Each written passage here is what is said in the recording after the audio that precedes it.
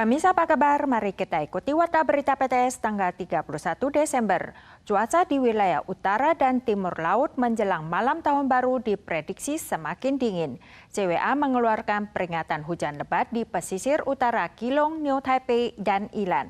Kawasan tengah dan selatan, Kinmen dan Penghu merupakan wilayah paling ideal untuk menyaksikan fajar pertama. CWA mengingatkan, malam tahun baru wilayah utara dan timur diprediksi berpotensi hujan lebat di beberapa daerah. Warga yang ingin merayakan tahun baru dan menyaksikan kembang api di ruangan terbuka diimbau menyiapkan payung. Sementara peluang akan lebih besar untuk menyaksikan fajar pertama berada di wilayah tengah dan selatan. Mulai tanggal 1, masa udara kontinental bergerak ke selatan. Tanggal 1 dan 2 seluruh wilayah terasa dingin dengan suhu terendah diperkirakan pada tanggal 3 hari Sabtu mencapai 10 derajat di wilayah tengah ke utara. Sejumlah toserba telah bersiap-siap menyambut arus peserta pesta kembang api tahun baru di gedung Taipei 101 malam ini. Pintu dan dinding kaca dilepas agar warga bisa leluasa keluar masuk. Toko keliling yang menjual makanan hangat edisi terbatas telah bersiaga untuk menggait peluang bisnis pada malam tahun baru.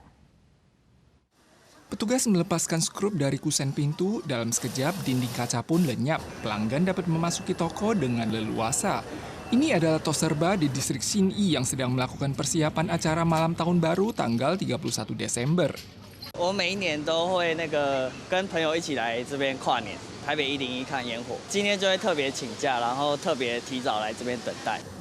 Pelanggan tiba lebih awal guna berburu lokasi ideal untuk menyaksikan kembang api. Mengantisipasi malam tahun baru yang berpeluang diselimuti cuaca dingin basah, ada toserba menambah stok produk populer seperti sup jagung dan cincau, serta menambah kapasitas staf dan stok sebanyak 10 kali lipat di 2 toserba distrik Xinyi.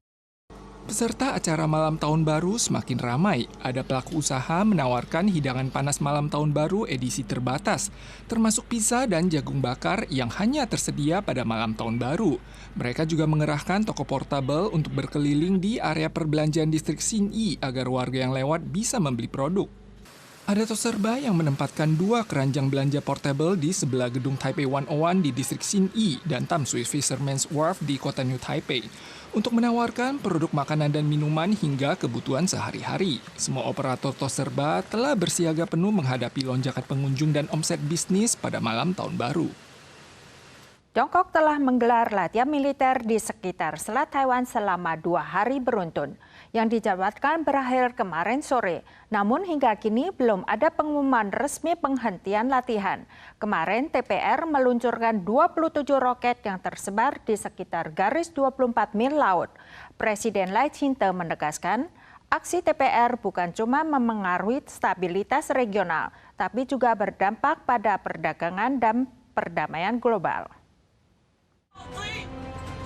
Latihan militer Tiongkok memasuki hari kedua. Tiongkok melakukan latihan tembak langsung jarak jauh yang menargetkan perairan utara dan selatan Taiwan serta merilis foto penembakan yang diklaim mengenai sasaran.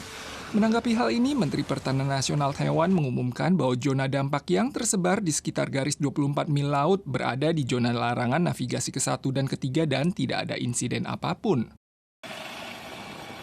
Sebagai respons, tank M1A27 yang dibeli Taiwan dari Amerika juga melakukan latihan kesiapan tempur pertama guna menunjukkan daya tempur peralatan baru tersebut. Selain intimidasi militer, Tiongkok juga melancarkan perang kognitif lewat video. Tentara militer Taiwan mendeteksi 77 jet tempur, 17 kapal perang, dan 8 kapal dinas Tiongkok yang mengusik Taiwan dalam 1 hari.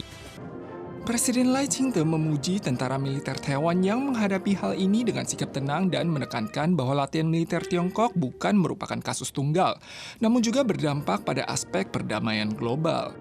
中国对台湾军演并非单一事件，对区域的稳定带来高度不确定风险，也影响全球的航运、贸易与和平。 Partai oposisi mencegat proposal anggaran pertahanan militer sebesar 1,25 triliun dolar Taiwan untuk 5 kalinya. Senator Roger Wicker Amerika menyerukan kepada partai yang berkuasa dan oposisi untuk mengesampingkan perbedaan mereka dan segera mengesahkan anggaran pertahanan khusus. Media Tiongkok merilis foto gedung Taipei 101 dari udara yang diklaim merupakan hasil jepretan drone. Kementerian Pertahanan Nasional membantah hal tersebut dan mengingatkan agar warga tidak terhasut. Selama prosedur latihan militer hingga kemarin, TPR telah menyebarkan 46 informasi palsu. Media Tiongkok merilis foto gedung Taipei 101 yang diklaim merupakan hasil jepretan drone. Kementerian Pertahanan Nasional segera membantah hal tersebut, menekankan bahwa ini adalah contoh tipikal perang kognitif dan mengingatkan agar warga tidak dimanipulasi. 昨天中共的无人机都在24里以外，所以这个消息跟事实有所出入。那我们认为这个很明显的是个认知作战。如果他这么近的话，应该基本上第一时间是不会相信的。 Pakar juga menemukan kejanggalan dalam foto. Saat melakukan pengintaian udara dan mengambil gambar, biasanya drone memiliki sistem tampilan optik, namun tidak tampak dalam foto. Ada orang yang juga menemukan titik buta dari altitude pengambilan gambar oleh drone.